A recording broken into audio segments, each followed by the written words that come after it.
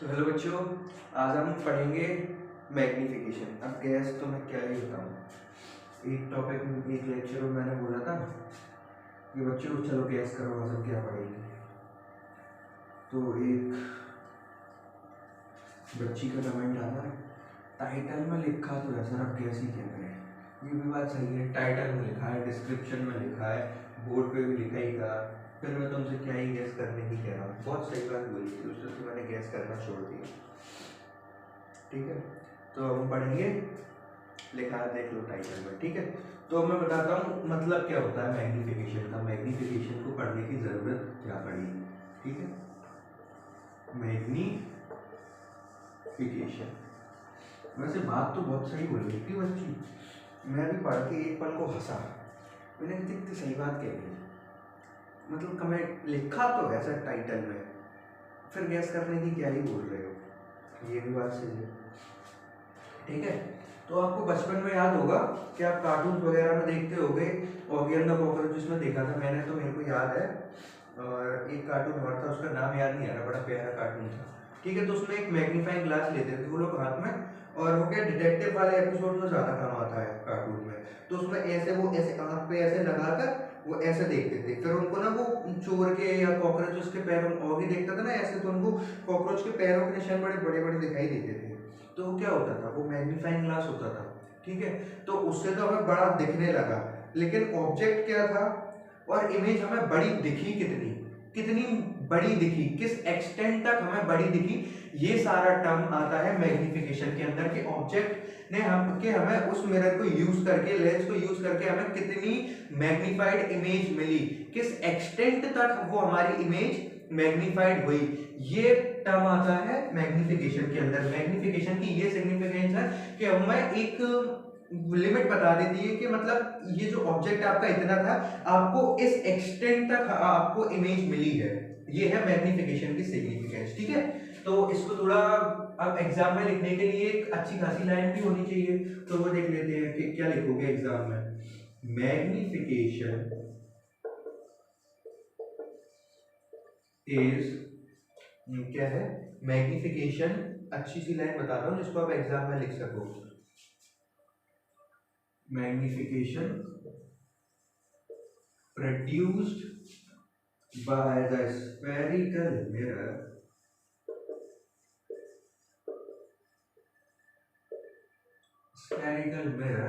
Magnification produced by spherical mirror gives the extent to which the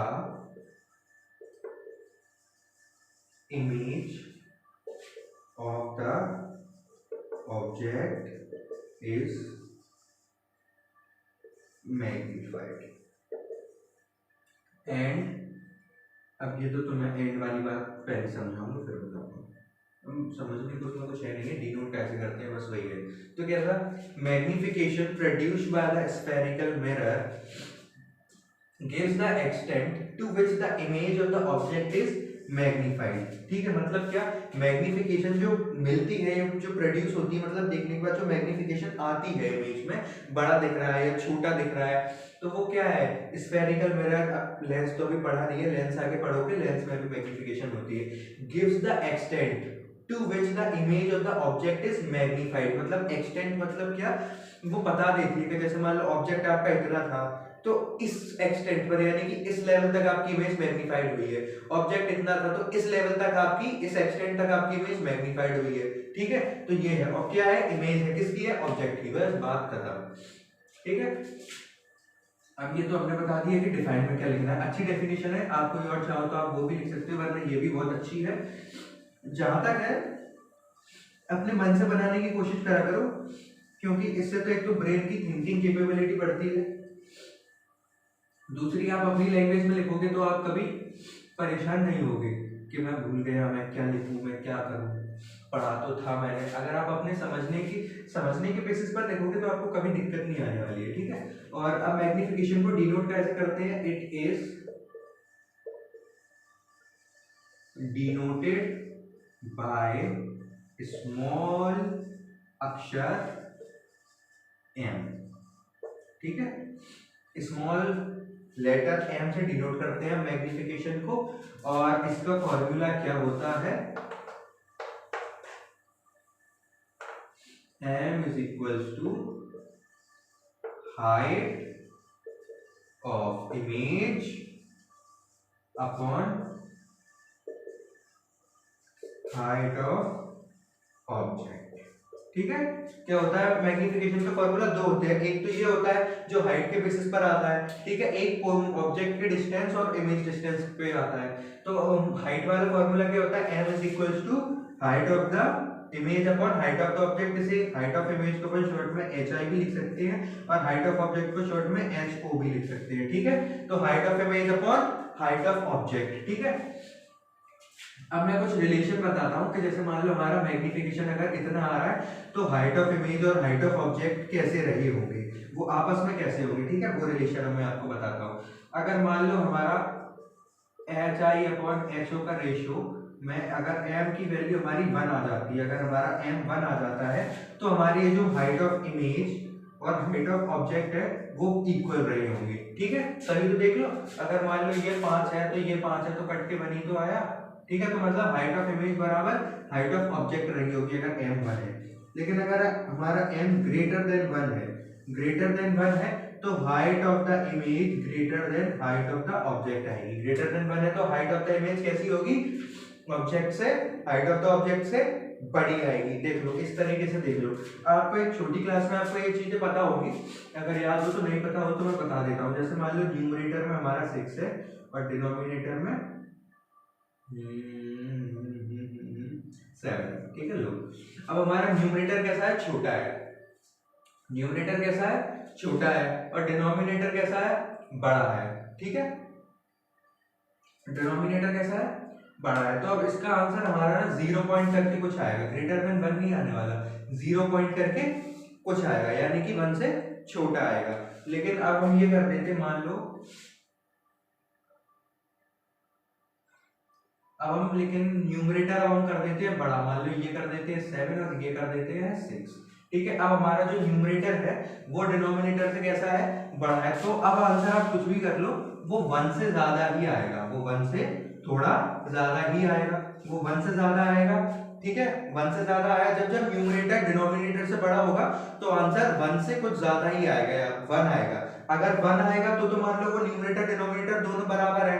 लेकिन अगर 1 से ज्यादा आ रहा है तो मतलब अगर पॉइंट भी ज्यादा आ रहा है ना तो भी 1 से ज्यादा मतलब 1.01, 1 से तो बड़ा है ना, 1 तो 1 है, लेकिन 1.01 उससे थोड़ा ही, मान लो एक माइनर कदम ही चला है वो कुछ नंबर लाइन पर, लेकिन 1 से आगे तो चला गया ना। जब भी न्यूमरेटर बड़ा होगा, न्यूमरेटर जब भी डिनोमिनेटर से बड़ा होगा तो आपका आंसर 1 से ज्यादा ही आएगा। पॉइंट करके भी कुछ आ सकता है, 2 भी आ सकता है, 3 भी आ सकता है। तो जब भी आपकी मैग्निफिकेशन ग्रेटर देन 1 आएगी तो आपका height of the image greater than height of the object होगा, ठीक है। ये कोई फिजिक्स वाली बात नहीं है, ये तो मैथ्स की बात है, ये मैथ्स की बात है। अगर आपकी मैथ्स अच्छी है तो आपकी फिजिक्स बहुत प्यारी चलने वाली है, ठीक है। तो hi अपॉन ho यहाँ से भी देख सकते हो कि क्यों हाइट ऑफ द इमेज बड़ी रही होगी हाइट ऑफ द ऑब्जेक्ट से, अगर आंसर 1 से ज्यादा है, क्योंकि ऑब्वियस सी बात है आंसर 1 से ज्यादा तभी आएगा रेशियो में जब न्यूमरेटर बड़ा होगा, और न्यूमरेटर पे क्या आता है, हाइट ऑफ द इमेज आती है, ठीक है। अब मान लो मैग्निफिकेशन लेस देन 1 है, यानी कि 0 पॉइंट कुछ है या नेगेटिव है, तो अपनी जो हाइट ऑफ ऑब्जेक्ट है वो ग्रेटर देन है हाइट ऑफ इमेज से। तो यहाँ पे बहुत, इससे पहले वाले केस में मैंने वही बताया था कि मान लो 6/7 है तो डिनोमिनेटर बड़ा है, डिनोमिनेटर क्या है, हाइट ऑफ द ऑब्जेक्ट, और न्यूमरेटर में क्या है, हाइट ऑफ द इमेज। तो अब इसको सॉल्व करोगे तो देख लो, ऐसे सॉल्व करके देख लो। अब 7 1 टाइम तो कर नहीं सकते, पॉइंट ही लेना पड़ेगा ना, तो 0 पॉइंट करके कुछ आएगा आंसर, ठीक है। तो मान लो यानी कि आंसर क्या, यानी कि मैग्निफिकेशन क्या है, लेस देन 1 है, तो पता चलता है लेस देन 1 है तो डिनोमिनेटर बड़ा रहा होगा न्यूमरेटर से, इसलिए 0 पॉइंट करके कुछ आ रहा है, 1 से छोटा आ रहा है, इसलिए height of the image greater than रहेगी हाइट ऑफ द ऑब्जेक्ट पर, ठीक है। फिर से सुन लो, m फॉर्मूला क्या होता है, hi अपॉन ho, hi क्या होता है, हाइट ऑफ द इमेज, और ho क्या होता है, हाइट ऑफ द ऑब्जेक्ट, ठीक है। अगर m हमारा 1 है यानी कि मैग्निफिकेशन अगर 1 आ रही है तो सिंपल सी बात है hi और ho यानी कि हाइट ऑफ द इमेज बराबर हाइट ऑफ द ऑब्जेक्ट रही होगी। अगर m ग्रेटर देन 1 है तो height of the image height of the object से ज्यादा रही होगी, लेकिन अगर m लेस देन 1 है तो height of the object height of the image से बड़ा रहा होगा, ठीक है। ये तो थी किस बेसिस पर बात, हाइट ऑफ द इमेज और हाइट ऑफ द ऑब्जेक्ट पर। अब मैं बताऊंगा डिस्टेंस ऑफ इमेज और डिस्टेंस ऑफ ऑब्जेक्ट, यानी कि या पोजीशन ऑफ इमेज और पोजीशन ऑफ ऑब्जेक्ट मान लो, ठीक है।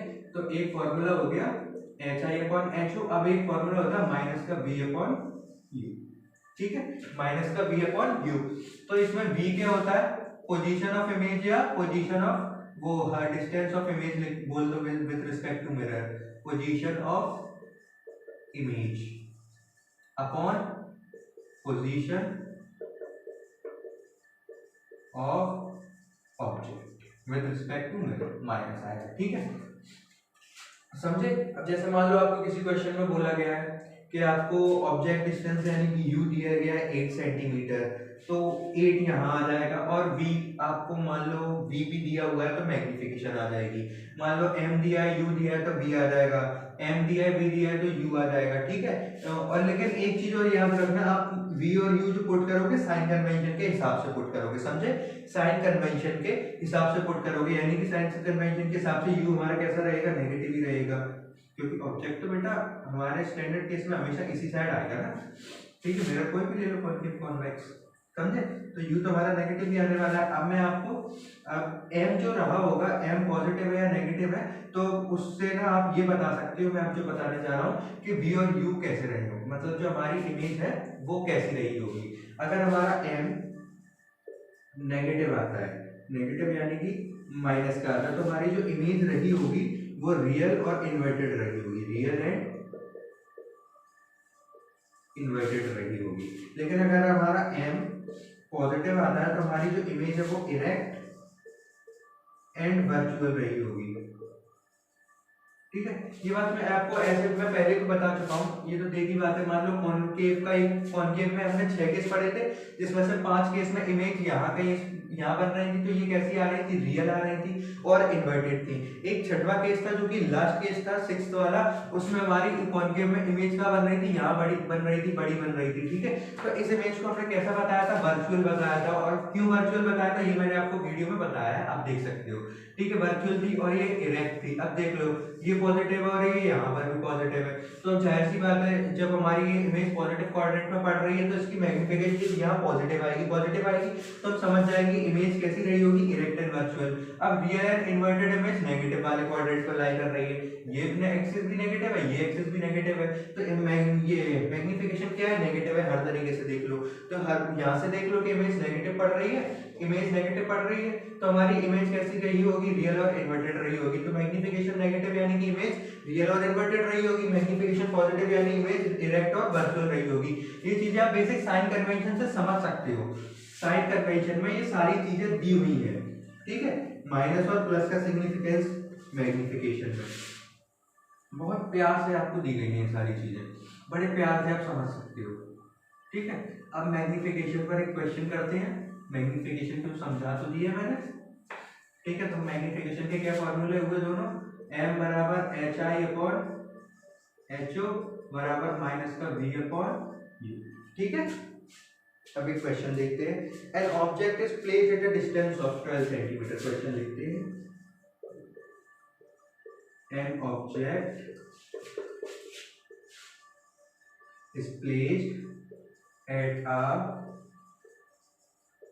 distance of 10 centimeter, distance of 12 centimeter, यहाँ in front of a concave mirror,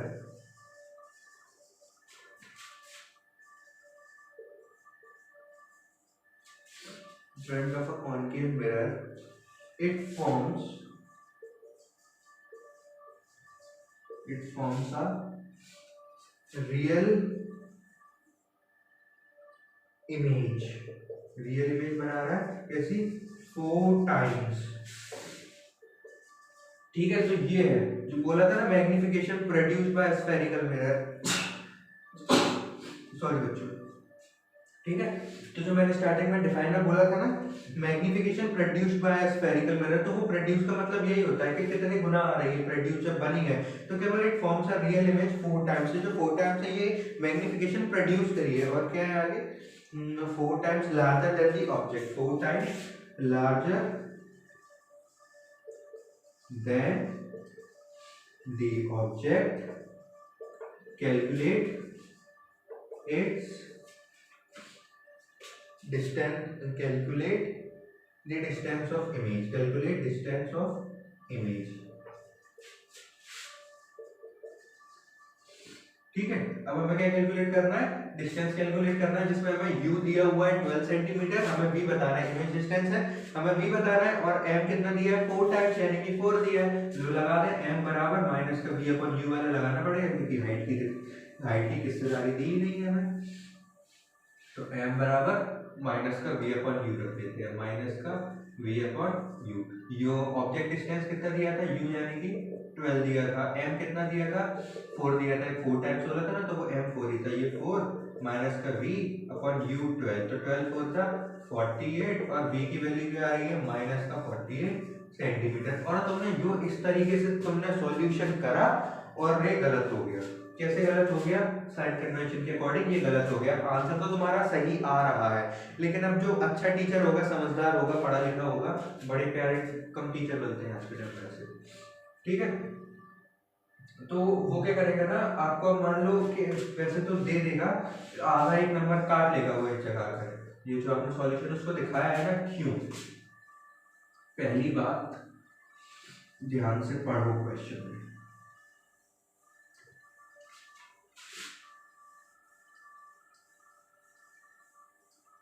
question को ध्यान से पढ़ो।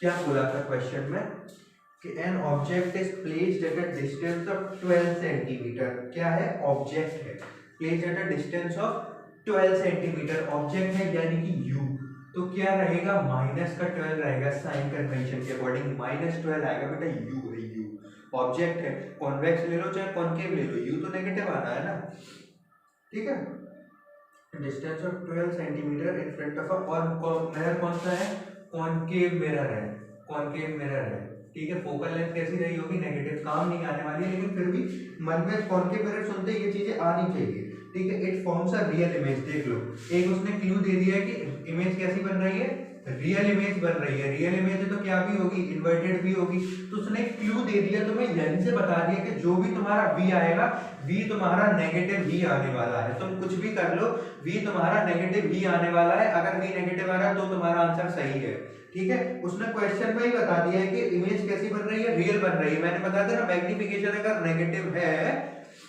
तो इसका मतलब जो इमेज है वो रियल और इन्वर्टेड है, तो उसने तुम्हें बता दिया है कि जो तुम्हारी जो इमेज बनी है ना वो रियल है, यानी कि मैग्निफिकेशन नेगेटिव रही होगी, उसने पहले ही बता दिया है कि जो तुम्हारी मैग्निफिकेशन आएगी वो नेगेटिव आएगी, क्योंकि इमेज रियल बन रही है, तो उसने बोला distance of the v calculate कर लो, ठीक है, v कैलकुलेट कर लो, सॉरी मैंने तब बोला था कि v हूं, उसने बोला कि इमेज रियल है, तो मैंने बताया था ना कि m अगर नेगेटिव होगी तो तुम्हारी जो इमेज बनी होगी वो रियल और इन्वर्टेड होगी, तो उसने पहले ही बोल दिया मिरर कॉनकेव है और जो इमेज बनी है वो रियल बनी है, तो तुम्हारी जो m होगी वो नेगेटिव होगी। अब तुम्हें बताना है v, चलो अब v बता देते, अब साइन कन्वेंशन के अकॉर्डिंग रखना बड़े प्यार से, m बराबर माइनस का v अपॉन u, ठीक है। तो अब तुम्हें क्या बोला गया था कि इमेज कैसी है, रियल है, इमेज रियल है, इससे तुम्हें ये पता चल गया कि मैग्निफिकेशन नेगेटिव है, क्योंकि अगर इमेज इरेक्ट बोल देता या वर्चुअल बोल देता तो तुम्हें 4 पॉजिटिव रखना पड़ता, तुम्हें मैग्निफिकेशन 4 टाइम्स दिया ना, लेकिन बेटा वो अब तुम्हें क्वेश्चन के अकॉर्डिंग ना जो बन रही है वो -4 रखना पड़ेगा, क्योंकि इमेज रियल है, इमेज रियल है यानी कि मैग्निफिकेशन कैसी रही होगी, नेगेटिव रही होगी, मैग्निफिकेशन नेगेटिव रहती है तभी ना वर्चुअल वो रियल इमेज आती है ना, रियल और इन्वर्टेड इमेज। तो m क्या है तुम्हारा -4, माइनस का v, अब माइनस तो वो फॉर्मूले वाला, u क्या है -12 साइन कन्वेंशन, तो अभी क्रॉस मल्टीप्लाई हो जाएगा, तो माइनस का v बराबर 48 आ जाएगा, माइनस माइनस प्लस हो जाएगा, और v बराबर आ जाएगा -48 सेंटीमीटर। आप समझे, अब ये क्वेश्चन बिल्कुल करेक्ट है, अब जितने नंबर में आएगा 2 नंबर में 3 नंबर में पूरे मिलेंगे अगर आपने इतने स्टेप लिखे हैं, तो आधा नंबर भी नहीं कटेगा बच्चों आपका, गिवन ही लिखना क्वेश्चन में हमेशा, ठीक है, समझे। इसलिए क्वेश्चन को अच्छे से पढ़ा करो कि क्या आपको डिटेल दी गई है, इमेज रियल बोली थी, कई बच्चे मैग्निफिकेशन 4 ही रख देते, तो कुछ कॉनकेव ऑब्जेक्ट u याद रखते कि नेगेटिव रखना है तो उनका आंसर गलत आ जाता। तो बेटा हर चीज पढ़ा करो, इसलिए पॉइंट डिनोट करा करो कि तुम्हें गिवन क्या है, क्वेश्चन बहुत शांत मन से पढ़ा जाता है। ठीक है, तो अब आपकी क्या हो गई है, मैग्निफिकेशन पूरी हो गई है। अब अगले लेक्चर में आपको आपके साथ में डिस्कस करूंगा रिफ्रैक्शन ऑफ लाइट। अगले लेक्चर में क्या डिस्कस होगा, रिफ्रैक्शन ऑफ लाइट।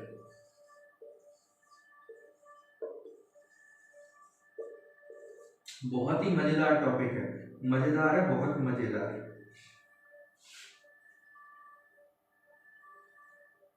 बहुत मजेदार टॉपिक है ये, अच्छे से लिखूंगा यार।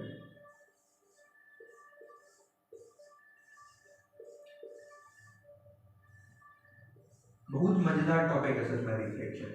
रिफ्लेक्शन बहुत मजेदार टॉपिक है। तो चलो बच्चों, अभी तक के लिए बहुत है। अब टाटा, बाय बाय।